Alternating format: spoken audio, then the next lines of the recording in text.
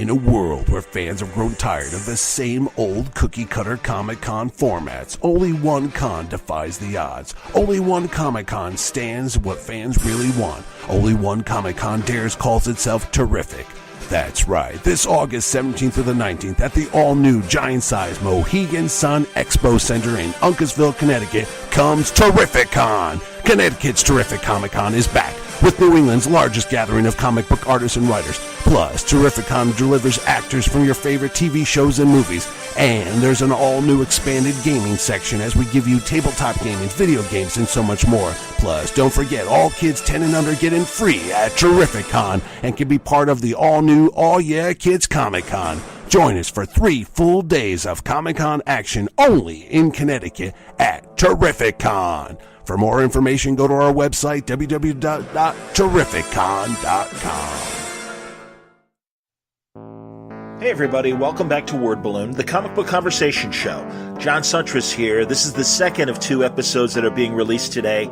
If you didn't notice, a great talk about Batman in the Bronze Age and boxing with Michael Cronenberg, who wrote the Batcave Companion for Tomorrows, and is also one of the people behind the great digital magazine Ringside Seat, and you know my love of boxing. So Batman and Boxing on the other podcast released today on Word Balloon. But you are here for Skottie Young, and good for you, because I miss Skottie, you miss Skottie. He's kicking ass with I Hate Fairyland. He's got a couple other projects coming up for Image, and we get a little preview from him about those. He's been doing hilarious stuff from Marvel. I want to go through the litany of some of his great titles. Rocket Raccoon, what a great run. Seriously, man. I expected so little from a Rocket Raccoon comic book, and it just felt just like in a different way, but like Jason Aaron's Thor, Rocket Raccoon had a very heavy metal feel to it. And it really was just great space adventure with Rocket. And, I love that shit. I mean, I'm a, Fear Agent fan and going back to some of the old stuff. So I really think Skottie nailed it with Rocket Raccoon. There was also Giant Size Little Marvel that came out during AVX. That was hilarious. He also did a great tie-in for Little X-Men, Little Avengers, which was a hilarious trade paperback. The Human Torch. Him and Carl Kiesel working together. So many great things for Marvel over the years. Well, guess what? Now he's doing Deadpool. Very exciting for Skottie and for us. The first issue is out.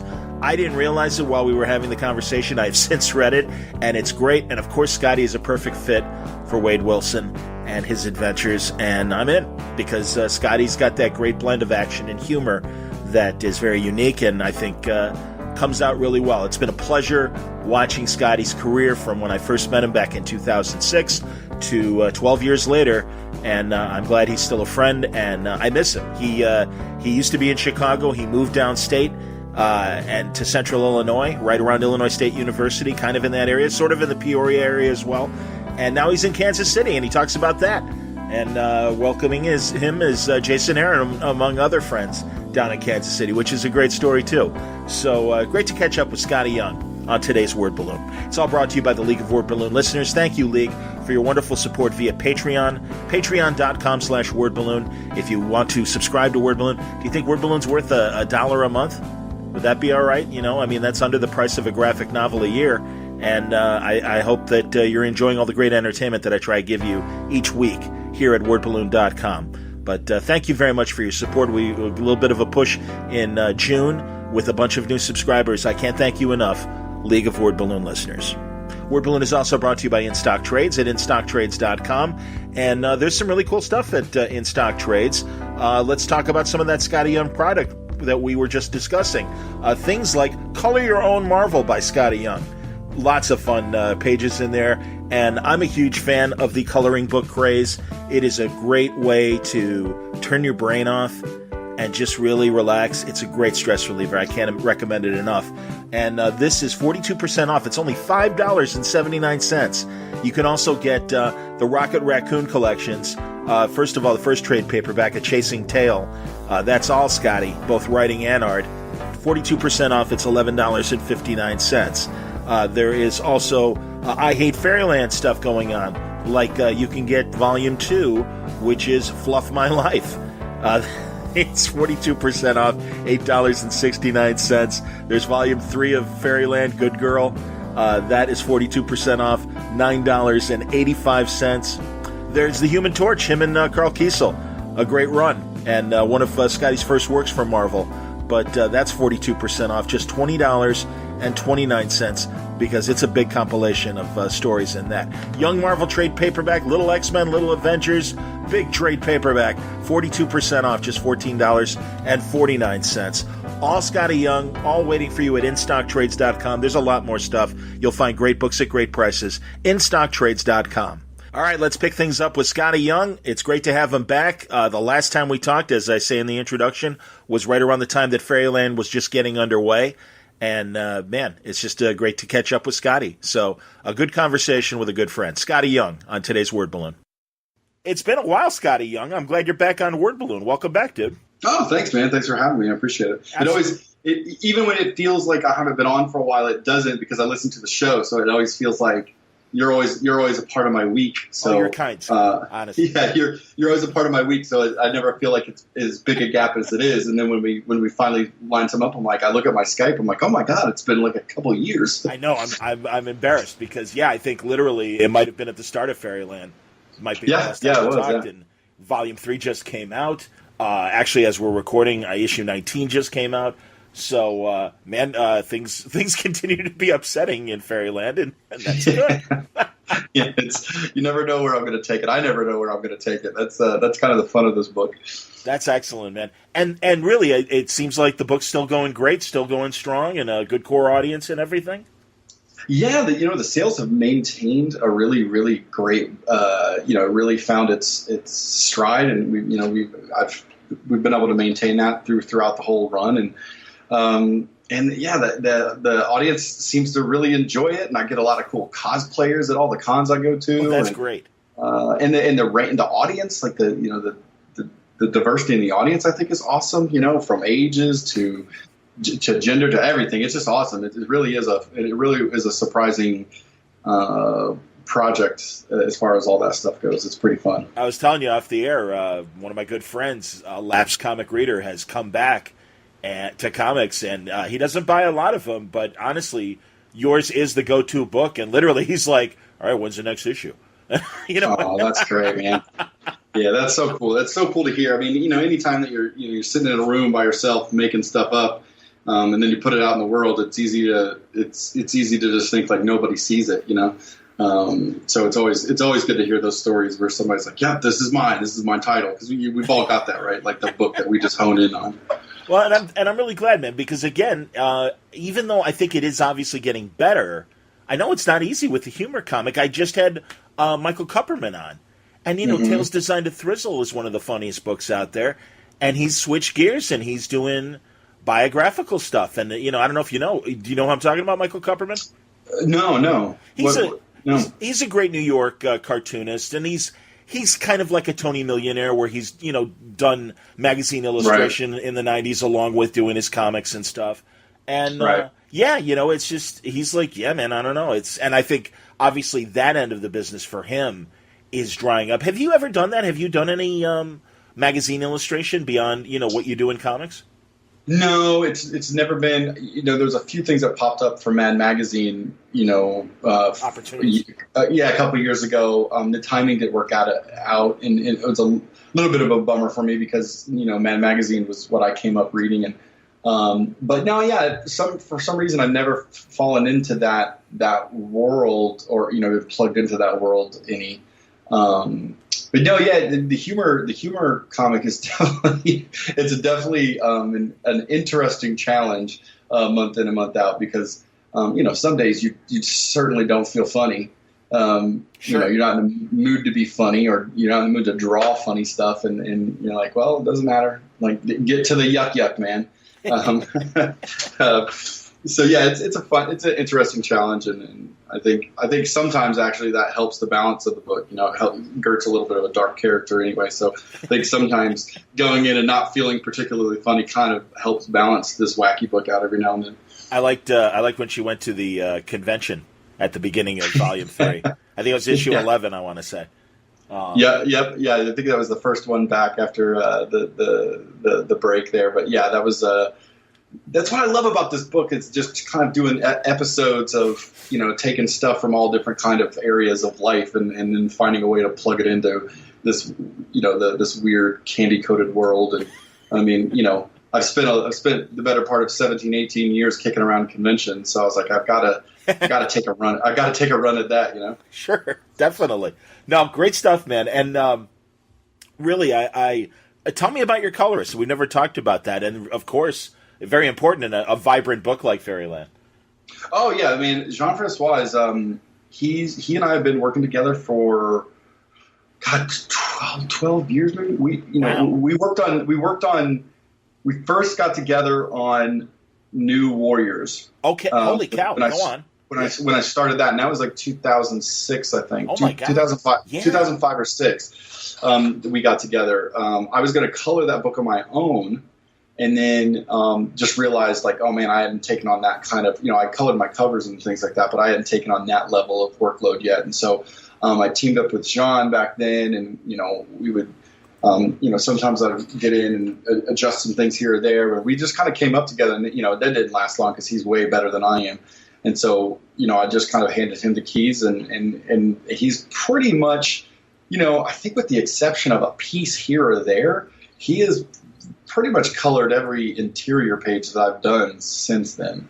He kind of came a package deal with me on any project. Even when I first signed my first Marvel exclusive, that was part of the deal, is that Jean could color me on anything. He came along with me as long as he wanted to. So he colored me on New X-Men. When we went there, he colored all of Oz, all the Oz books. He colored Rocket Raccoon, Rocket Raccoon and Groot. He's colored Fairyland. Now he's coloring the books, the new Image books that I'm working on, that I'm just writing with other artists. He's coloring those. So he is my. I say this all the time. He is literally, feels like my right hand or the right half of my brain. We've worked together so long that, there's almost no note process anymore. We just share a brain. That's great. Yeah. You rely on his instincts, and he knows what you like, and 100%. Yeah. He knows when I do this mark or leave this blank or do this or what, or leave, static character here or there. He knows exactly what to do. He's done it 400 times. And so he's like, he picks up on that. And then for me, it's funny because one of the projects that I'm working on right now, I'm doing a project with Jorge Corona that we're going to announce soon. But Jorge and I got together and we're really, giving him all like, okay, here's what we're thinking about this project, and we're thinking this, and we're thinking this, and then he came back with our having applied all of our notes, and we both were like, no, this isn't working. And then he was like, and then he came back with a recolor, and he's like, well, here's what I was gonna do, and then we were like, oh yeah, we should have just stepped out of your way. Because you're way smarter at this than we are. We thought we knew what we were talking about, but he just smashed it, and we were like, "Oh yeah, no, you've got this." Like, so he's just, his instincts are great, and Fairyland, I think he just brings so much to that book that I truly do not think that it could probably exist without him. Like he's the guy who makes it look like a crazy bag of candy. And helps, the weird dichotomy between the super hyper violent stuff and all the candy colors is him. He creates such a fun mood with it that I can't say enough nice things about Jean. I had no idea it was the same guy all this time, Skottie, because man, I think of some of your more, some of the pieces you've done in the anthology books and some sensitive pieces you've done, and it's the same guy and everything. So no, that's true, man. He's the right guy for you, and that's really cool to know. Yeah, if it's not a cover, I mean, he does all the covers for this too. But the Marvel covers I will do on my own most of the time. Okay, certain pieces that I just do on my own will be me. But yeah, almost all my actual comic work has been Jean for like I said, 12 years, 12, 13, somewhere around there. Sometimes we can't believe that we've been working together that long. But how'd you find him? Josh Middleton connected with him. Back in the day, I was friends with Josh Middleton, Josh was kind of working with him in some way. And I also think he colored something for Nick Bradshaw way back when Nick Bradshaw was in animation and hadn't really broken into comics yet. Okay. And that's what I liked about his stuff, because it was very animated. Sure. Yes. And back then I was definitely going for a very animation flavor, but it was just one of those things where it's like, hey, oh my gosh, I need somebody quick. Do you know anybody? And he was available, and then he's fast, and there's not a lot of, he doesn't have any ego at all. He's not like, well, this is my palette and this is how it goes. I mean, he's just really like, what do you want to do, buddy? Like, let's get this done, and let's make some fun comics. He's a real talent. That's excellent, man. That's really cool. All right, now you mentioned you've got an Image series that's coming up that you're not ready to announce, I'm assuming. The one that the details. I've got 2 books coming up. One is, like I said, that it's gonna. Issue 20 is wraps up the next arc of Fairyland, and that's out in July, and so you might find a little something out after that.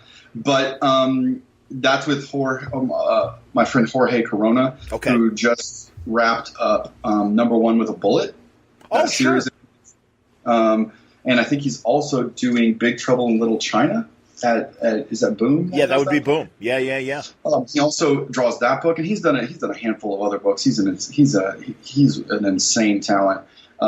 So more information on that one later, but that one I'm really, really excited about. And before that, I have in September, which is going to be solicited in the next previews, but the press release went wide on this past week. But it is a book called Bully Wars. Yes, tell me about Bully Wars. I do remember seeing that over the headlines. So talk about Bully Wars. Yeah, that's a book I'm co-creating with Aaron Conley.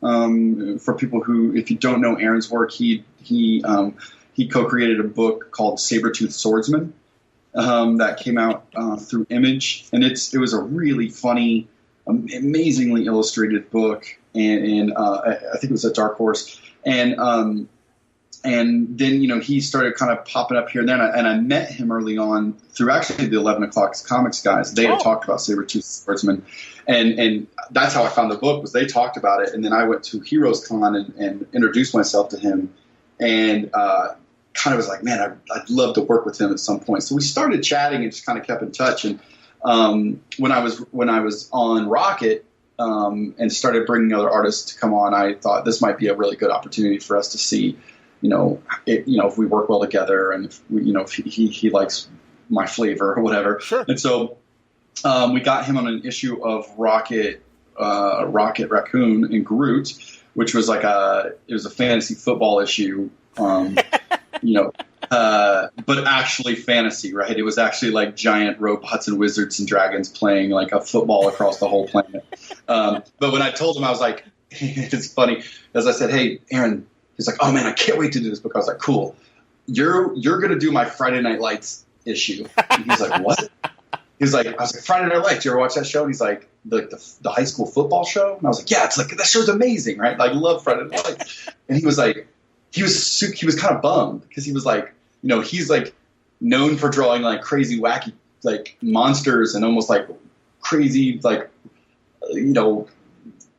like Kirby type stuff. And I'm sitting there telling him he's going to be doing my Friday Night Light, my Coach Taylor Friday Night Lights episode, and I was like, just trust me, and ultimately he had a blast, because the conceit was fantasy football, but then they literally travel to a planet where the entire planet is a football field, and it's genuine. It's basically like it was a giant Jack Kirby-esque football match, and the whole time there is a Coach Taylor, giving crazy Friday Night Lights level speeches, and so we worked together and on that, and he just smashed it out of the park, and I fell in love with his work. So after that, he was going, he worked on a few other things, and I was like, okay, as soon as something comes up or something occurs to me that and Fairyland was starting around the same time, so I got busy with that, and eventually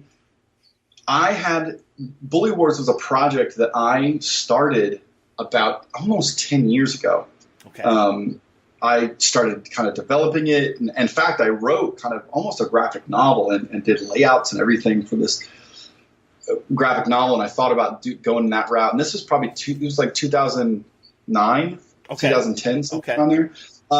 So Image, the Image, where it is now wasn't quite in full swing quite yet. Sure. And, we were still trying to figure out where everything was with Create Your Own Comics. And the iPad had just come out, and Scholastic had Bone now, and that was just kind of kicking off, and the Scholastic started their graphics line. So it was a really interesting time for me because I started wondering, like, where am I going to fit in? Like the Oz, I was still on Oz, and I was trying to figure out what I wanted to do with my own projects. And so I developed Bully Wars as kind of like an all ages, play on the whole bully thing, but like, and I'll get into the story more, but in a little bit. But so I developed that, and then I ended up shelving it for a little bit because I did feel like, obviously, it's a story focused on bullies, and at the time that I was developing it, I started to feel like it was starting to feel too mean. Like I didn't have it yet. Like, I had an idea and it was close, but it wasn't there yet. There wasn't a balance yet. Like the themes weren't there yet. And it was kind of just coming off as mean spirited and not, there'd be funny stuff, but then at the end of the day, you're like, wow, this is just a lot of mean stuff. And so I was like, you know what? I just put it away because I thought eventually this will occur to me, or sometime I'll dive back in and I'll tool this up and I'll fix it. And then it just sat there for a long time. And then, Rocket came along and we did that, and I launched Fairyland and, did all this other stuff. And then when Aaron and I started talking about what we wanted to do, one story that we had going was, I kid you not, was almost it was played more for comedy, but it was almost Stranger Things exactly. But in a like in a campy Invader Zim Saturday morning cartoon style instead of like Stephen King, right? I'm with you. But it was kids on bikes and monsters in the town and the whole thing. And we were like on the phone and we were kind of pumped about it. And then I remember like that weekend, all of a sudden out of nowhere, Stranger Things drops. And we were like, we got on the phone like, well, fuck. Sure. And then we just kind of like, all right, we gotta put that on hold. Like that's like we gotta like it just felt weird now. And then I just said, bear with me on this, but I have this old project that I've been sitting on, and I can't shake that. I think that you would bring you would bring it to this whole other level. And I pitched it to him, and after talking about it a little while, it clicked. And then once he got involved, and at this point, in the 9 or so years or whatever, 8 years at the time, whatever it had been since I first took a pass at it, I had written a lot of comic books between then and now. So all the issues that I felt that were wrong with it back then, I felt that I understood it now. And so I found the balance, and we, Aaron, with Aaron's help, we created the balance of characters and brought in, and we discussed and figured out the themes of it. And so it went from just kind of being a wacky view at these weird school bullies to being much more about what happens when a bully gets bullied.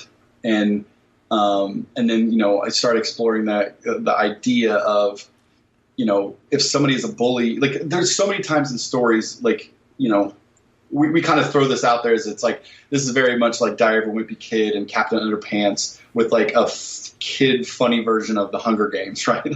So it's like all these weird concepts mashed up. But what we really wanted what I really always notice when I read some of these books to my son, and you see these stories that focus on, geeks and bullies, it's always the bullies are going to be bullies the rest of their lives, right? That's always kind of the conceit. It's like, well, he's bad, and he's always going to be bad, and he's going to grow up to be Biff, right? It's going to always be that. Gotcha. And so what we're kind of playing with here is like, does that have to be that way? Like, is there a way, not in like, oh my gosh, we're going to teach you a lesson type thing. There's still going to be a lot of laughs, but we wanted to play with the idea of like, a lot of times people are bullied for certain reasons or become bullies for certain reasons, and it doesn't mean that their whole life has to be written off now, and they don't have to be. They're not branded they're not that forever, especially when you're a kid. We're supposed to be teaching, right? We're supposed to,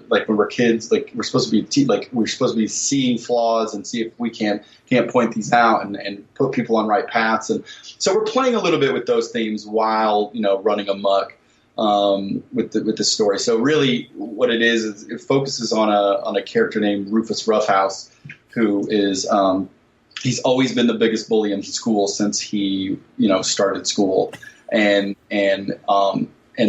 this book starts on the first day of high school, and he's very excited that he's going to be able to be the biggest bully in a bigger school now, and has all these new kids to bully. And meanwhile, we meet Spencer, Edith, and Ernie, which are the kids who have been bullied by him since school started all these years. And you see that these two groups' perspective on the first day of school. Three of them are very oh, here it goes. Sure. Here we go. It's time to start this up again. And then one's like, oh, yeah, here we go. Right. And then they all get shocked on the first day when Rufus himself becomes bullied as soon as he gets there. And then it's a matter of how are these two sides going to navigate the waters in the school, and make it basically survive the weird hierarchy that is bullies and bullied. And they find out that there's a competition for the bullies to see who actually gets the right to rule the school. And then just the relationships between the relationships between the bullied and the bullies is kind of the stuff that we're playing with. And then you wrap all that up in Aaron's amazing, funny, funky artwork, and you're just like, oh man, this is I'm in love with it. It's just a blast. So there's going to be heightened reality, obviously, but this sounds like it's a little more grounded. And it, I wasn't sure if, especially now that you talk about it and what I remember reading in the press release and everything. So it is going to, is it going to feel like a real high school, but obviously, played for comedic, or is it off the wall and crazy like a Fairyland sort of thing? It's definitely, I would say it leans more towards off the wall. Sure. And that's the way that when we do start pushing the buttons on the themes, we feel like you'll hear them instead of, if we didn't want to play it too squeaky clean and wholesome. Okay. Yeah. In a lot of ways, because at some points it just feels like, we're just telling it too straight up. As I say, like I said, I read these Captain Underpants books to my sons, and they do all the same stuff. They have lessons in there, and they have the themes in there of these different things, but it's all while, doing hilarious, sure, potty humor or whatever. And when you start to see Aaron's work, you'll know right away, he's setting the tone with the visuals. So, and there's things where I'll write that's off the wall, then he comes in and plusses it up, and you're like, man, I didn't think that the sewer pipes that are the pipes through the water pipes through the school would have that in it, but Aaron drew it in there, and that's awesome. So yeah, I would definitely say it leans more towards, I'm an 80s Saturday morning cartoon guy, right? And sure. And you growing up with Animaniacs and Ren and Stimpy and later Invader Zim and all that kind of those things. And so I would say it lands in that camp more so than where Diver Wimpy Kid is a little bit more grounded. I'm with you. So yeah, it's somewhere in between all that. Okay. Well, that's cool. And again, that fits your sensibility as well. And you always pair yourself with artists that convey your level of humor and everything. They're on your wavelength. So, or you find a middle ground with them to make what you usually make. So, no, that sounds great. I think obviously Fairyland fans are going to enjoy this as well. So that's kind of cool. Yeah, I think that it's going to be a way for the parents who let some of their older kids read Fairyland. To be some of the ways that some of the parents who like that can now get a book for some of their younger kids. I really was glad that Aaron was open to this too, because I really had a real strong draw to want to try to launch an all ages book at Image.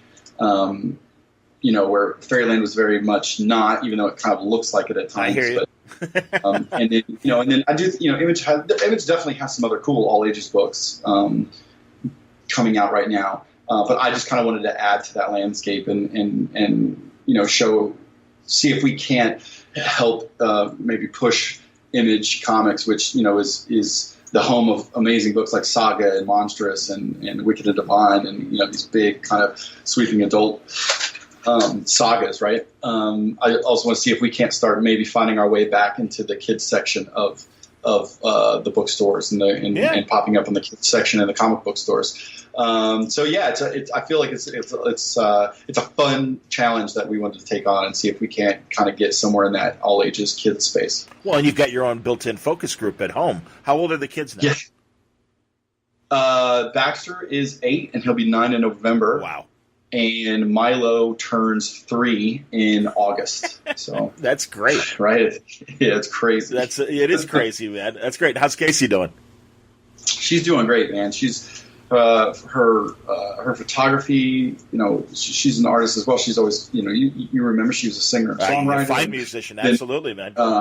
We always love that. And in fact, now that we moved to Kansas City, she actually popped the guitar out for a friend's birthday party the other night, which is great. But over the last 5 or 6 years, she has become just an absolute outstanding photographer.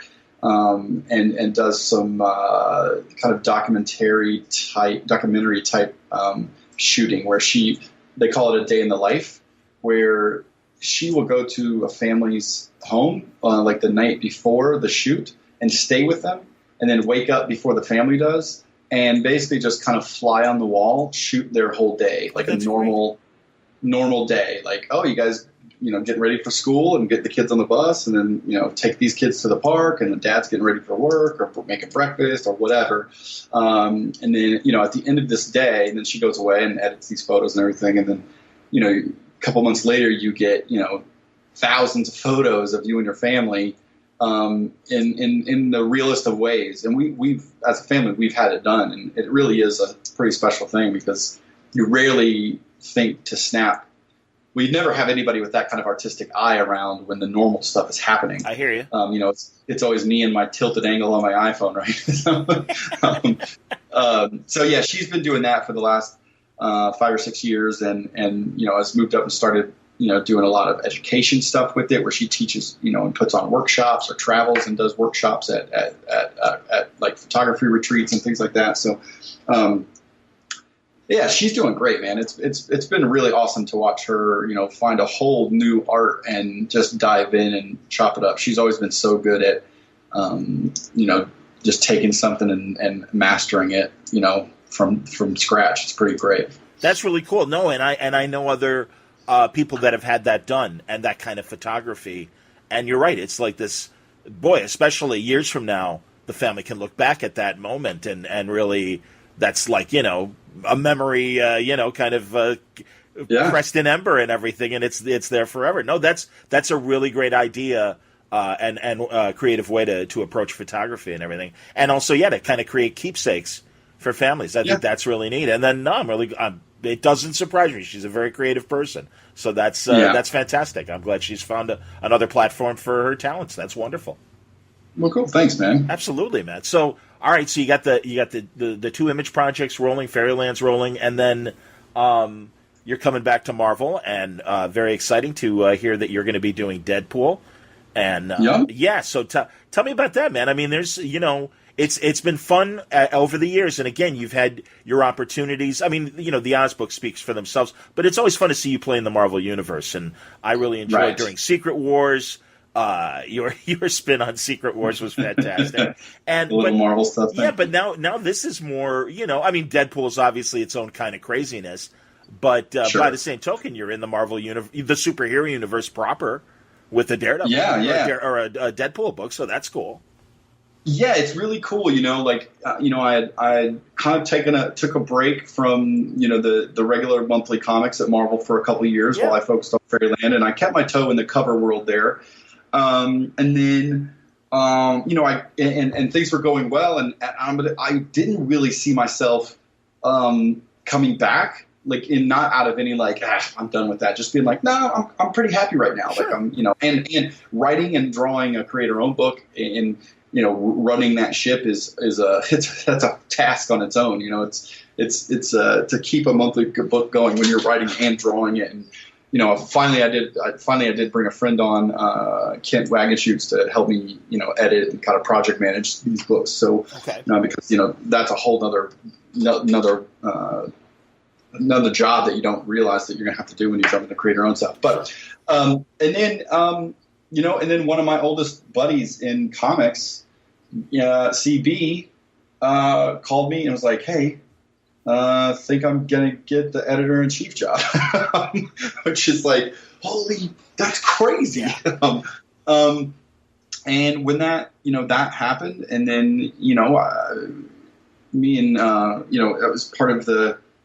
There was an excitement there to want to maybe come back, and not out of anything other than like, man, it would be fun to go back and make comics with CB again, because CB had left not Marvel the company, but Marvel Publishing, and moved to China about the same time that I took a step back and took a small break to do Fairyland. So it just kind of felt like all the timing was right when I went to do that, because my one of my oldest friends in comics and at the company was taking his next step in his journey, and there was Steve Wacker was a great buddy, and he went out West Coast about the same time. And there's just a lot of right, and Sana was also starting to really climb up at Marvel at the same time as she was mine. So my close circle on the editorial and the executive side at Marvel, everybody was stepping up to the next steps on their journey,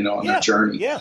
And so it kind of just felt like, what, God, the timing just seems right to take a little bit of a break. And but then when CB's moving back and he's going to come, and he started to talk about some of his ideas and where he the kind of things that his approach and the kind of relationship he wants to have with talent, and all the talent having the creators having the relationship with each other. It just seemed like, man, this would be exciting. It sounds like an exciting time. And then they just called me one day. Were like, hey, what do you think about maybe writing Deadpool? And I was like, yeah, I've been trying to write that book for a lot of years, because that was when we first sat down and had the first conversation. I was on the second to last volume of Oz, and we kind of knew, like, I kind of felt like I think I'm ready to move on and do something else, because at that point it had been almost 5 years. And I was like, I think I'm ready to try something else. And they were like, well, what are you going to do? And I was like, well, I'd love to write and draw Deadpool. And wherever it was at the time, they were like, like, you probably can't get that. And not because of like, oh, you're not big enough or whatever. It's just, it was in motion. And I think Daniel Way, and it was still where it was. Like, it wasn't stopping, and there was no reason to change creative teams. And I wasn't attempting to take it away. That's why I was just like, where is that book? Is there a breaking spot for that? Sure. And this was kind of pre, relaunches or reboots or whatever, right? So this is things kind of were lasting a little longer. Absolutely. No, Dan had a very long run on Deadpool. Yeah. Right. So he had a big run, and I was like, that's basically was like, is Dan going to be done anytime soon? And the answer was no. So I was like, cool. And then that's when I was like, and they were like, hey, like Brian would want to do a run on Guardians of the Galaxy, because that book was just launching. And this is like pre-big movie news. This was kind of like, Brian was just launching with Steve. So there really wasn't a lot of movie hype yet. And, we're still going to see what that book was going to be like. And I was like, I don't know that I'm the right guy to follow McNiven. It felt weird for me it didn't feel like a good fit for me, even though I love Brian, I love Steve. But I was like, God, I just feel like, I don't know that people would enjoy me following that, but I was like, but like, what if I just took like Rocket and Groot, like did and so I pitched that, and they kind of jumped at that pretty quick. So that was what I did when I wanted to do Deadpool. Deadpool wasn't available, so I kind of was like, well, I knew that I couldn't go draw. Like, I'd been drawing Oz for 5 years. I didn't even know if I knew how to draw muscle superhero guys anymore. Okay. Yeah.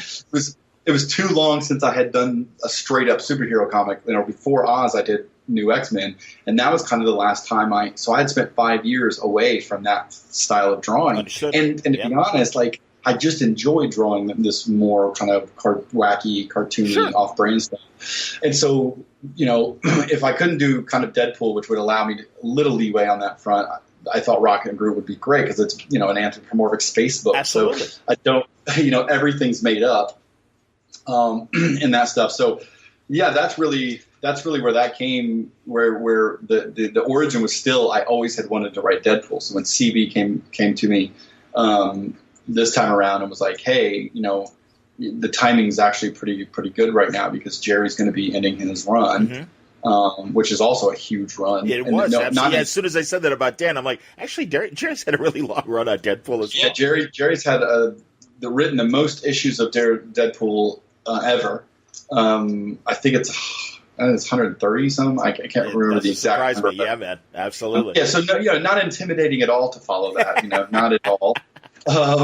But Jerry's a really good buddy, so they were like, when Jerry's runs ending, would you have some interest? And I was like, oh, I'd love to. And then so he was like, floated around with everybody. Everybody was like, that seems like a no-brainer. Yeah. Just because of the kind of, between Rocket and then I Hate Fairyland, it just seems, the tone seemed to fit anyway. Agreed. And again, I come from before being a Deadpool fan, I was, where it really all comes from is, being a Giffen Lobo fan, right? Like, I loved all that Giffen Bisley, Lobo stuff back in the day. So yeah, it was when they came to me and said that, I was like, yeah, let's have some fun. And so it was cool to be able to come back and just decide like, oh, let's go have some fun making comics again instead of feeling like, okay, what's my next career move or whatever. It was like, no, like, I just want to go have some fun with my buddies and make some comics, Very cool. So what can you tell us about the first arc or anything you can tell us about the direction you want to take Deadpool in? Well, the thing that I'm doing there is kind of similar to the way that I seem to enjoy writing comics most is I weave in and out of storylines and do a lot of episodic kind of one-offs a little bit, right? Like, I started it with Rocket is the first one. The first arc was I told a longer story, and after I got done with that, I was like, and I just kind of asked them like, would you guys mind if I, if we shortened these arcs, sometimes do a 2-issue or a one issue or whatever. Yeah. And they were like, no, that's great. Like we, not all the books have to have the same format.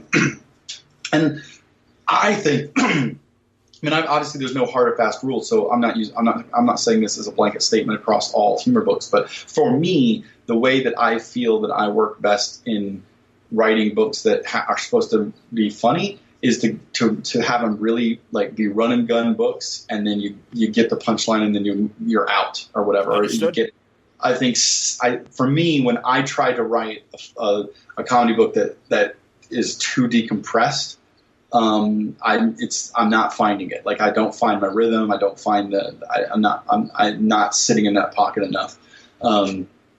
So for me, it's always fun to be able to sit down and think like, man, tell a beginning, middle, and end in 20 pages, or in 40 pages of 2 issues. And it kind of lets me write a lot of different kind of genres. Understood. Absolutely. Yeah, man. That was reflective in your Rocket, and even in Fairyland. Absolutely, it does. 100%. It gives you the opportunity to weave in and out of, I want to do a noir issue. I want to, I want to do a cosmic issue. I want to do a fantasy football issue. I want to do all these things. But what would happen is like when I'd sit down and think of these things in arcs, I'd be like, oh my gosh, I got this idea. I can't do it for 2 more years. Right. Like Rocket Raccoon and Groot. This was a great example. When I was writing Rocket Raccoon and Groot, Pacific Rim had just come out on Blu-ray or something. Yes. And I was sitting up there and I was like, I don't know what to do for the next issue. And I popped in Pacific Rim and I was like, man, how fun would it be to write a kaiju book? Yes, right? I know, Skottie. I swear to God, I was going to eventually say where you're going, that literally is my favorite issue of the run, where I believe you're going. Absolutely, I swear to you, man, my hand is up right now. Thank you. Absolutely, that is awesome, dude. Because that's exactly tell the people if they don't remember the issue as we. Yeah, I will. So, well, that's what it is. Is I sat there and I was like, God, wouldn't it be fun to do a Godzilla, like a kaiju book, right?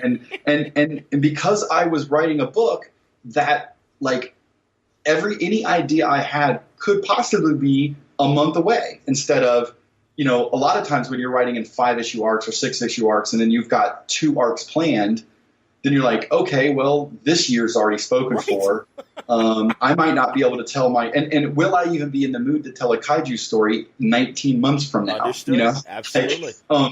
And so the beautiful thing about this, I'm watching Pacific Rim, and I think, God, that'd be fun, and blah, blah, blah. So I just started plotting an issue of Rocket where I was like, well, it's no brainer. Groot's a kind of a tree, and he could clearly grow. So at some point, maybe it's Grootzilla, right? So you just and I flash forward to the future, and Rocket's like an old grizzled raccoon, and he's the only one that can take down. Like Groot has become so large, and he's become basically a mindless kaiju, and the future Avengers have to come and recruit Rocket, who's now in like a Fight Club type basement, and that happens simply because of the nature of this more episodic way of storytelling, which again comes from the way that I grew up reading.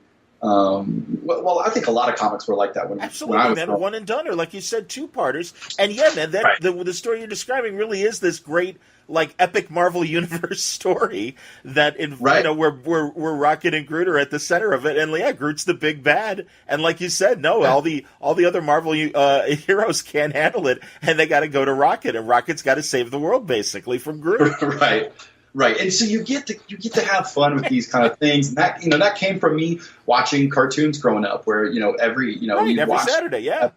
Yeah, and it was kind of fun to just say, like, oh, it's like like everything reboots for the next episode. Sure. Like, it's like we're kind of back to square one, or, the arm got mended or whatever. You play around with that. And so Deadpool, Nick, and so Nick Klein and Scott Hepburn are the 2 amazing artists that I'm working with. Cool. And have been buddies with a long time as well. So it's super easy to write for them because they're both geniuses, and just, I don't know, when you know somebody and you're close with them for a long time, and there's just a language you speak already, and you know their sense of humor, and their sensibilities and that stuff. So so we're kind of weaving in and out the same way. So the first arc, we did start off the first one with a 3-parter. So Nick's first 3 issues all combined together, and that's the first issue had come out a couple weeks ago. Excuse me, Scott. I didn't know that the first issue was already out. All right, good. Oh yeah, it just came out like last week, okay. Not this Wednesday, the previous Wednesday. So it's still super fresh. And so that first arc, is going to be, there's Deadpool is back to being, a mercenary. Like he's back in business for being like, you know what? I've been kind of weaving in and out of Avengers teams and with S.H.I.E.L.D. and like all these years, he's kind of been wrapped up in the Marvel U, and kind of maybe he's a hero sometimes, maybe he's an anti-hero sometimes. And I don't want to spoil the end of Jerry's run for those who haven't read it yet, but we take something that Jerry did, and then it benefited us in a really big way, because we can just take him now, and he sets up shop and is like, that's it. I am a guy who gets paid to do jobs, and that's it. Like that's but the conceit of this first one is he realizes like business is not starting off really well, and he realizes he's going to have to find himself some kind of big job to get everybody to kind of notice him again and come and hire him. And one kind of falls in his lap through a very giant new celestial like cosmic being that shows up riding a big Kirby like crazy motorcycle. So again, we're kind of starting off. We started off with your straight kind of Deadpool stuff, right? Some breaking the fourth wall, the comedy, smack talking, some bone break knee bones popping out of knees, But then I also wanted to be like, well, let's also throw some Kirby cosmic stuff at this thing too, and see what happens with there. What happens when you take the funny yuck yuck guy, and you throw him up against, and all of a sudden the only person that's able to solve this big cosmic threat is for some reason Deadpool, which is kind of embarrassing for the Avengers since they seem to be able to handle all the Celestials all the time. But we're doing that for the first arc, and then, man, we've got then Scott's going to come in, and Scott did the backup story in issue 1 where we kind of play around with Deadpool, realizing that he needs to put a new fresh coat of paint on his, the whole initiative's fresh start, right, with Marvel. So Deadpool decides well, it's a fresh start. I need a fresh coat of paint on my origin. And so he starts workshopping maybe possible new origins for him. And so we see what it would be like if his origin, where he plays around with gamma radiation with Betty, or if he was a crazy looking baby sent from another planet, maybe, or possibly he was a kid who was leaving a theater on the night of his birthday, and it goes through an alleyway he shouldn't have went through, or is bitten by a spider, and for some reason, all these origins into the gamma radiation hits him, and for whatever reason, he looks like Deadpool, which doesn't make any sense. Or he gets bitten by a spider and still comes out looking like Deadpool with swords and guns. And the Flash Thompson is kind of like, I don't really understand why the spider made you have swords. So we've played with that, but that goes there's a nice little fun ending on that story. And then when Scott comes in on his issues is when we start getting into episodes. So right out of the gate, we're doing a Weird World issue. Oh, fun! Excellent. Where I thought Jason and Mike Del Mundo's run on Weird World during the Wars was just phenomenal. Agreed, man. No, it was a blast. Yes, it just felt like old comics, and just I was going to say the same thing, man. No, exactly. I hadn't thought about Weird World literally since the 70s, and it's like, oh, look at this. This is fantastic. Yeah, so I love that, and so first thing out of the gate, I'm like, all right, let's Deadpool gets a job to kill some dude that basically embezzled a lot of money, and that dude is hiding out in Weird World because he figures nobody's going to find him there. There's no extradition there, and so Deadpool has to go in there for a job, and then wackiness ensues, and it was probably when I got done. Every now and then you write something and you're like, that was pretty good, or I don't know about that one, but when I got done with that one, I was like, I hope that my editors like this because I fucking love it. That's great, man. That's excellent. But at the same time, I loved it so much that I also knew this is it's a weird structure. It's also one of those things you can play around with in 20 pages versus 60. I wouldn't have been able to do this weird storytelling structure had it been a full arc. Understood. Yeah. But because I knew I had the brevity of 20 pages, it would be weird enough to hold you for 20, but probably would have wore on you by 60, right? So we've got a Weird World issue, and then this is something else I'm really excited about. Is the timing has never worked out for me on any of my Marvel books or even Fairyland to do holiday issues. Okay.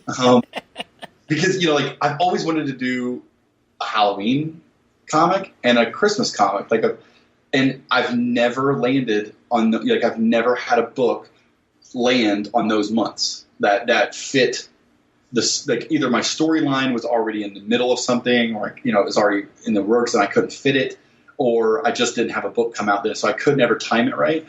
And so Scott's second issue is going to be a Halloween themed issue, which is freaking exciting. Then when Nick comes back, his first issue back is in December. So I finally get to do a Christmas issue, which I'm currently writing right now, which is bizarre because it's about 105 degrees outside here in Kansas City. And I'm writing Deadpool walking around the North Pole. So I'm literally listening to Christmas scores today, like Christmas movie scores while it's 105 degrees out. So those are some of the ones we've got coming up, and then I'm just hitting the editors up and Nick and Scott and being like, send me lists of characters that you guys want to play with, like, because that's the other great thing about this, a character like Deadpool and in this nature of more episodic kind of one-off storytelling is we can really hit a lot of cool buttons and play with a lot of cool characters, and people are pretty forgiving of sometimes with continuity, when you're with a book like Deadpool. Sure, I think we don't have to be super. I mean, or even somebody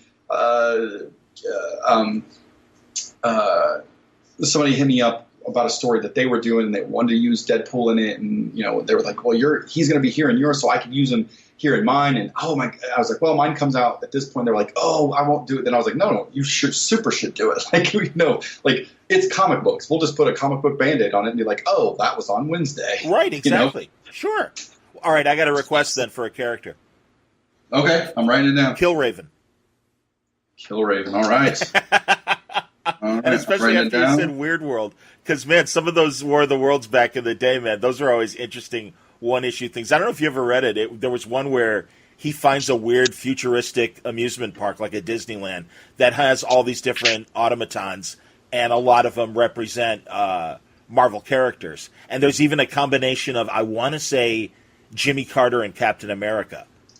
Oh, really? Yeah, and I mean, and it's just crazy weird, for no other reason. And that's the thing. It's like he shows up, he fights a bunch of weird robots, he hears a couple weird speeches, destroys the robots, and he walks out of the amusement park, and that's the end. John, you might be responsible. I'm looking at this now. I feel like this might be the next issue I write after the Christmas one is done. Like you may have just won the. I'm gonna have to run it by the editors just to make sure, but.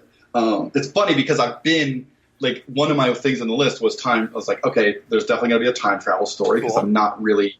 I haven't. I played around with that a little bit in Fairyland, but I think Deadpool is a cool character to play around with that, and there's ties to time travel because Deadpool 2099 is like Deadpool's daughter, right? Like when she's older, and so like. There's a big circle there that I was like, we've been trying to figure out what to play with there, but I think you may have just unlocked it. Oh, that's John. great, man! It's my pleasure. It's on a post-it note on my computer now. So and it says Kill Raven, Jay Suntress under it. Oh, so I will definitely you're no stranger to the pages of Marvel Comics. So we may have to figure out a way to slide you in there, too. Oh, that would be fantastic, man. I appreciate it. Wow, immortalized by Skottie Young. That's great, man. Second only to my request of a sketch of yours. And seriously, and I know you wrote the All Ages Armor Wars adaptation, or did you just do the covers for it? Oh no, I just did the covers for it. Yeah, because that and I always pointed out, man, you do that great Tony Stark holding the helmet in that Alas Poor Yorick pose. Oh, and truly, man, that was always my favorite cover, and I had you do a quick sketch for me of it, and it's hanging on one of my walls, man. So, thanks, John. That means a lot. Oh, dude, are you kidding? No, it's truly. I'm like, oh, that's and I mean that's a classic pose. It's been done in other comics before and things like that, but it really does fit Tony, and that's the thing. Oh, yeah, for sure. And and your sensibilities and everything, I think, really came through. But also, really, it's a real Iron Man moment. And that's right. I love Iron Man. I've got I have 3 Iron Men on my walls. I have yours. I have a Dick Ayers, and I had Dick Ayers when he was still alive do that really brief armor where the faceplate ends in a point above the helmet. With the 2 points, right? Exactly. Yes. I saw that on a Marvel superheroes cartoon, and I think it was their adaptation of when the Hulk leaves the Avengers in like issue 3 of the Avengers. And I was always like, what's with the armor? What the hell is that? And I always just loved it. So yeah, when I met Dick Ayers, I'm like, "Can you do that?" He's like, "Oh yeah, absolutely." And then Seeley, I love that version of Iron Man. We were at the comic book shop here the other day, and I went Jason Aaron to his local comic shop now that I live here, and they had a big statue of that version. Oh, that's great. About with the pointed tops, and that's my favorite visual of Iron Man. Is like where his metal still kind of looked like spandex a little, yes, and it had the big like band cuffs on the forearm, yes. And it had like the big band across the shoulders. That will always be my Iron Man. Like that'll always be what Iron Man is in my head. I hear you, man. Well, and I'm a George Tuska fan, and I like the way he does the faceplate with that almost nose niche that he. That he gave Iron Man. And then the other is a classic, just as you're describing it, with the shoulder bands on the torso and everything. And yeah, Seeley just drew this. I'm like, I really want a classic, 60s, 70s Iron Man. He's like, no problem. And yeah, man. I've got like my little Iron Man wing of my art. So that's awesome, man. That's awesome. Yeah, no, obviously, Tim's one of your guys. Well, I'm really glad that you're down in Kansas City and hanging with Jason and found a nice little community to be a part of and everything. And of course, now you'll be. Were you already a fixture at Planet Comic-Con? Were you going a lot? Yeah, that's really where it all started. Was like so the story about this town and this group of friends and everything really goes back to literally it was 2008. It was 2000. No, it was 2009. My son was born in 2009. I was just trying to do the timing of when the con was. So 2009, getting ready to leave for Kansas City on a Thursday. Casey sits me down on Wednesday night and tells me that she is pregnant with our first son. Yeah. And then the next morning I drive 7 hours to a convention. In a light awe shock, no.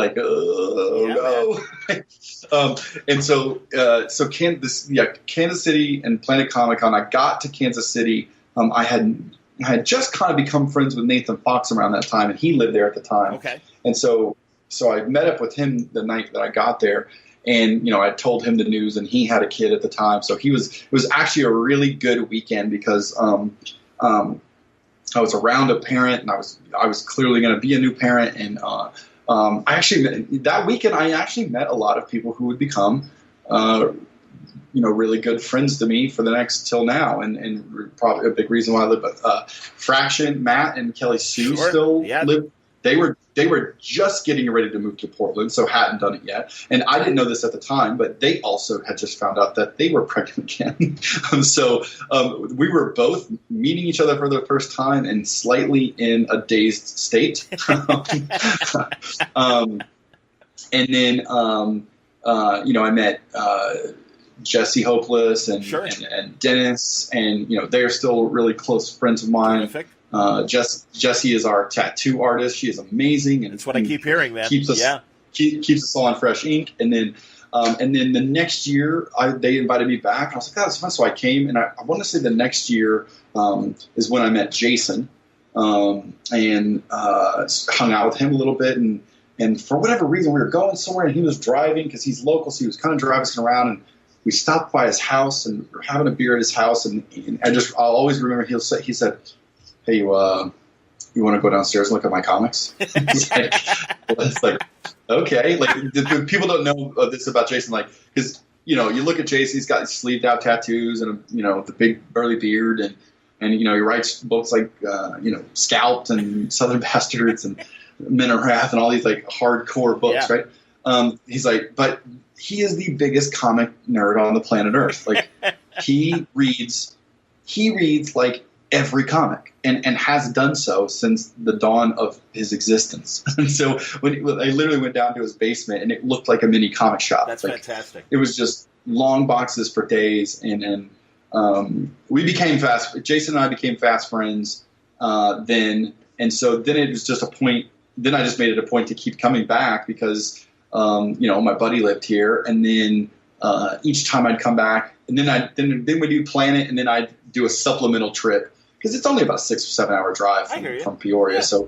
So once we'd added another trip, and then Casey and I'd come, and then we started to meet their friends and their extended group of friends here and their kids, and then our kids met each other, and then we started being like, hey, let's all get a lake house between us in St. Louis, and let the kids run around crazy, and we'll sit around playing Cards Against Humanity or whatever. And so Planet Comic-Con really was kind of the origin of all that, and probably responsible for me. Me and my family deciding like, we enjoy these people so much, and we get together so much, and why don't we just make the jump and just go, again, kind of what we're talking about. It's a really interesting time for me, because I talked about a couple of years ago where everybody at Marvel kind of went one way and went on the next leg of their adventure, and so did I. And now CB came back, and he's on a new part of his adventure, and now I'm back at Marvel, and a new part of my adventure. And at the same time, we left Illinois, which I've lived almost my whole life, with the exception of my high school years. So there's the new adventure is beginning here in Kansas City, and it's pretty great so far. That's great, man. And honestly, and I'm sure it helps Baxter as well adjust and have friends down there immediately to hang with. Yes. So and yourself and Casey as well. That's terrific, man. And I'm really glad. And also, again, as someone who has also lived in Illinois all their life and spent a good chunk of that time in Central Illinois, I'm glad you're out of Peoria. Yeah, man. Well, it's a real. Peoria has such potential to be a great little small city. Yes, I know. Go on. Yep. But obviously the financial side of Illinois is not great. No, it isn't. As far as just our taxes, and the property tax in Peoria was absolutely ridiculous. And which is thrilling stuff for the comic fans for me to be talking about. I get it. Well,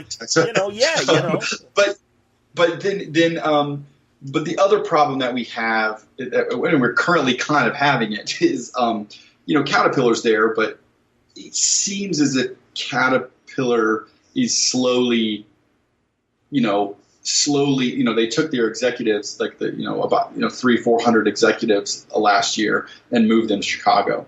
There you go. And then so the writing's on the wall a little bit, and we were afraid, like, if we stay here much longer, we could potentially never be able to get out of here. We will never be able to sell a house. I understand. If Caterpillar ever leaves this town. We're all going to be stuck. So we really kind of were like, okay, we should go now or never. And definitely before our son gets, Baxter's going to start third grade. Sure. And if we waited too much longer, he was definitely going to be in that zone where it's going to be hard to ask Absolutely. him to leave his friends. Yeah. So everything just was kind of lined up, and a great house came available, and we kind of jumped on it. Our friends were really awesome in helping us out. And we're having a great time so far, man. I mean, like, almost every night we've been at somebody's house, or we've had cookouts over here already. Like, we weren't here 3 days, and I think we had a cookout with 25 people here. Oh, that's great. I don't think I had 25 people in my Peoria house total. Like, not even at one time. I'm just saying, like, total. If you added up all the times people came over. So yeah, we're having a blast, man. It's a lot of fun. That's hilarious. Well, that's great. I to wrap up, what are you watching? I always am interested in what you're watching, and there's a lot of choices. Although I know you're very busy and you just finished the move, so you maybe haven't watched a lot recently. Yeah, well, we are the thing that Casey and I are watching together at the moment is Handmaid's Tale. Sure. We're in the second season of that, so we're a couple episodes behind, I think, on that. But we're watching that. But it's a really uplifting show. I always love watching that right before I go to bed. It just really sends me off to sleep with the happy thoughts. And once you top it off with Westworld as well, and have a pure nihilistic kind of evening of fun. We haven't jumped into Westworld season 2 yet, and part of me wants to go back and do a quick rewatch of season 1 and roll into season 2, because it's been a little while since I watched 1, and I kind of want a refresher. Trying to think, we've been doing a lot of. We are rewatchers more often than not right now, especially since we're in the movie and we don't have our TV set up where we want it and stuff like that. So right now it's been more catching up on the movies. I just went and saw Solo. Still haven't seen Solo. Did you enjoy it? I did. Good. Yeah. Good. Like, I mean, you know, I thought it was really in the spirit of the adventure side of Star Wars, which I feel like sometimes we forgot that that's what I thought those movies were. It wasn't always about like, you know, especially the first Star Wars. You know, the first Star Wars wasn't like, it was mostly an adventure, a fantasy adventure, right? And then and now it's always so big and epic, which I also like that. But it was Solo had the spirit of that fantasy adventure side of the world that you know, Rogue One definitely didn't have. You know, it was very heavy and yes, agreed. And I mean, I still enjoyed it, but yeah, I agree with you. Yeah. Oh yeah. Yeah, it's just a different thing, and I think this needed to be a different thing, and I think it did. I think the Han Chewie stuff was great. It also helped that I had zero expectations. I think that I always think that a movie benefits from the bad buzz. Like that movie seemed to have such bad buzz for so long leading up to it that it lowered my expectations so far that I'm like, I'm probably going to dig this movie. You know, and it's that kind of buzz that has made me decide I'm not reading this shit anymore. Because it's ridiculous. And I mean, no, everyone comes already to hate a movie. And then, you know, and granted, the box office hasn't been great. But all I've heard from people who've actually seen the movie is, I thought it was fun. I don't know what everyone's complaining about. And that's fine. That's good. So, right. You know, I haven't seen Deadpool 2 yet either, unfortunately. I just saw that one. I liked it. I mean, I think I liked the first one. I think I liked the first one more. Okay. I think Tim Miller was great. Like, I think the director on the first one, I think he just got it in a real good way. I don't think this was far off from it, but obviously it was bigger. And there was still some great moments. But yeah, the first one I thought was a real home run. Like, cool. I liked it on all that stuff. And then Avengers, I saw Avengers. That was good. I loved it. Loved Infinity War. Yeah. That was some big superheroing. That was really cool. Absolutely, man. That was exciting to watch. Absolutely. And then really every moment. And also it was such a payoff from all the other movies. And I know because of the hype behind it, I don't know how many, I mean, you know, again, what circles of friends you're run into. But at the radio station, people who weren't watching the Marvel movies are like, I'm hearing a lot of things about Infinity War. Should I see it? And I'm like, no. Because if you haven't really been watching the movies, I'm like, you'll get it. But you won't enjoy it and appreciate payoffs that, you know, were, you know, started in the first Iron Man movie and were happening, or the first Thor movie. And it's like, you know, that's what makes it such a great movie, is it really is chapter 18 or 19, whichever it is, of this long story. Right. So, yeah, no, I know. And the other funny thing is, and as a writer, I don't know how you feel, but Franco and I were talking, and he's like, well, don't you think this might happen, or don't you think that might? And I'm like, I'm not thinking about it. I'm letting them write the story. I'm happy to join them next May. I said, but no, I have no, I mean, obviously there's just things about the Infinity Gems that you're immediately like, well, here's 5 different ways they can undo things. But beyond that, I'm like, no, I'm very content to wait and not think about it until next May and see what they do. So 100%. There you go, man. Yeah. So I wish I had more. Oh, Atlanta. How is Atlanta? I haven't seen it yet. Oh my gosh, that's an amazing show, dude. Cool. It's Donald Glover he's a genius, man. He is, man. I had no idea about his music career until he just hosted SNL, and he's amazing. That's amazing. the thing. It's like, holy shit, man. This guy's like, you know, and forgive the comparison. I don't mean to sound rude, but like a great Sammy Davis Jr., where it's like, holy shit, man. The guy's funny. He can sing. He can dance. It's like, what the hell can he do? That's amazing. He's a genius. I think Atlanta is one of the smartest shows I've seen, man. The writing is just amazing. The characters are just the acting, everything. You should definitely dive in. Okay. It's awesome. It's amazing. Well, I have Okay, I was going to say I have a recommendation for you, and I mentioned this to Jason. Well, please. I'm not a country music fan per se, but I do appreciate the history of country music, and I'm also hearing there's a podcast that's similar to this. But Mike Judge, the Beavis and Butthead guy and King of the Hill, on Cinemax, he has this show called Tales of the Tour Bus, and it's part documentary, but it's animated, and he talks to all of these people that worked with these giant country music stars, especially ones from the 70s and 80s and 60s, and it's all these crazy tales from the road. And you think punk rockers and heavy metal guys are badasses and crazy on the road, the country guys are right there with them, and it's all drunk out of their mind, driving their truck in the middle and destroying a bar, and fist fights and just crazy. I mean, Johnny Paycheck's story is insane. Everybody, and it's great because they talk to like the guy, Porter Wagner's costume designer, and Dolly Parton's hairdresser, and sidemen that toured with the bands, and road managers and stuff. And it's fantastic. It's really, they're half-hour stories.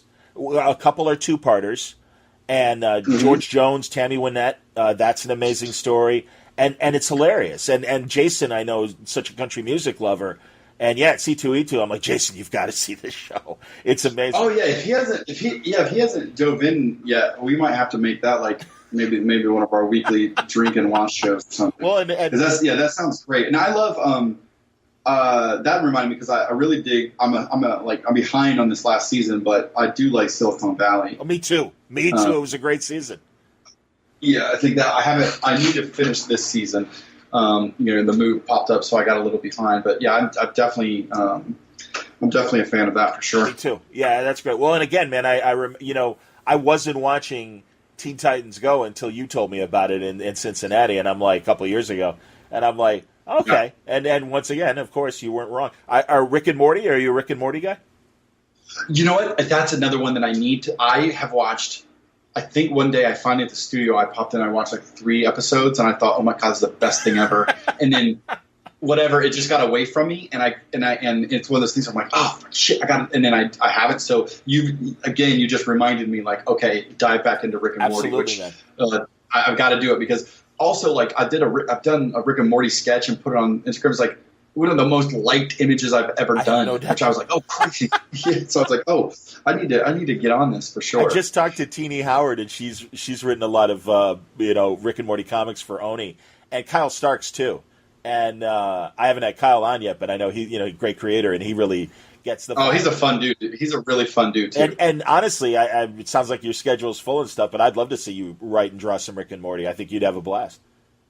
Oh, that'd be fun. Yeah, that'd be really fun. So great stuff. And I love the show. Slot is the one that recommended. I came late to it, midway through when the 3rd season was just wrapping up, and obviously I've binge watched it since, and I've watched all 3 seasons. Yeah, it's amazing. So very cool. Oh, that's awesome. Too funny. All right, dude. Well, this is a good catch up, and I'm psyched for the new stuff that's coming, and Of course, I'm still enjoying Fairyland, and yeah, man, I gotta hit the store this weekend and pick up my first issue of Deadpool.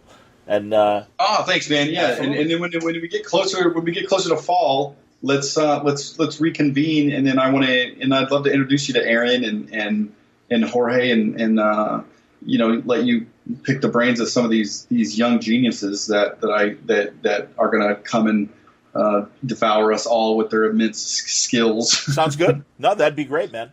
So yeah, let's try something later in the year and reconvene with Skottie Young and get some more tales from him. Awesome. Thanks, John. I appreciate it, brother. A great creator that's doing things his way, Skottie Young, on today's Word Balloon. We didn't talk about the business that much. We're going to have to rectify that on our next conversation, and I'm always interested in Skottie's opinions of not only the comic market, but the podcast world as well. He's an avid podcast listener and a good critical ear that a lot of times I will sit down with and go, all right, what do you think about what's going on? So Skottie Young on today's Word Balloon. I hope you enjoyed it. All brought to you by InStock Trades at InStockTrades.com. Some of the great books that are available with Skottie Young's name on it at InStock Trades. Let's see here. We've got his great collaboration with Neil Gaiman, Fortunately the Milk, from HarperCollins, man. A very cool story. Something, again, that we talked about off the air, and I've yet to talk to him about it on the air. What a great collaboration. 30% off, $10.49. You can get a lot of his great Oz work. The Oz Omnibus hardcover. Eric Shanover doing the writing, Skottie Young doing the art. It's a gigantic but beautiful rendition of the Oz tales. And man, I'm telling you, this thing is so worth it. So many great stories, not just the classic story in the omnibus. Well worth it, and a real nice thing to sit down with a kid with and explore the world of L. Frank Baum's Wizard of Oz. 42% off, $72.50. Now, if you do want to get the trades, they're also available as well. You can get Emerald City of Oz for $11.59. There's the Wonderful Wizard of Oz new packaging, the original classic story, 42% off, $14.49. Just a couple of the Oz books.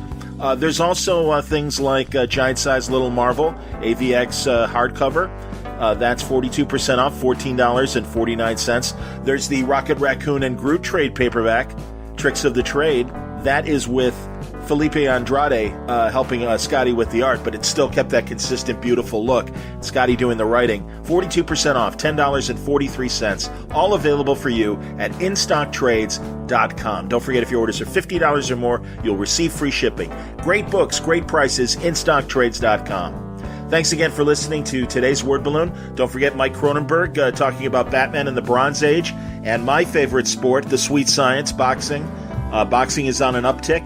And you know my love of boxing. I used to cover the sport for 16 years, 1989 till 2006. I guess technically 17 years when you think about it. But I wrote articles for Ring Magazine and Boxing Illustrated. I should say for Ring, it was really more fight results, and I did it very briefly. But I spent a good 7 years with Boxing Illustrated, stretching back from 1989 all the way up to 1996. Is that the right math? I was promised there'd be no math today. But those were the years. And then I continued to cover boxing in radio on The Score starting in really even before that, starting at The Loop and then The Score back in 1990. And then all the way until 2006 was the last time I covered boxing for any broadcast outlet. But I'm still a fan, and here we are 12 years later, so it's great to talk about boxing because it's on the uprise. There's been some really great fights in the last 12 months. And I can honestly, even more than that, 15 months, I guess. And truly, classic fights. And there's some really great fighters out there. So it's a pleasure to talk to Mike Cronenberg about that subject. Also, later on in a few days, you'll be hearing from Doug Fisher, who will also talk comics and boxing with me on another episode of Word Balloon. That's coming up before the 4th of July, along with some other great conversations I've had. You want to tease? Jerry Ordway coming up on Word Balloon. Don McGregor, one of Black Panther's important creative fathers, on an episode of Word Balloon. Really great stuff. A couple other people that are coming up that are promised around the holiday season. So I'm not sure if they'll make it before the 4th, but certainly June into July, the hits just keep on coming. Great conversations here on Word Balloon. Jason Inman is going to come back. Jupiter Jet, the fine new young adult comic that he and Ashley Robinson created. We're going to talk about the new collection, their first trade paperback, coming out this summer. So lots to talk about on Word Balloon in the days and weeks ahead. I hope you'll join me. Thanks for listening today. Word Balloon is a copyright feature of Shaky Productions, copyright 2018.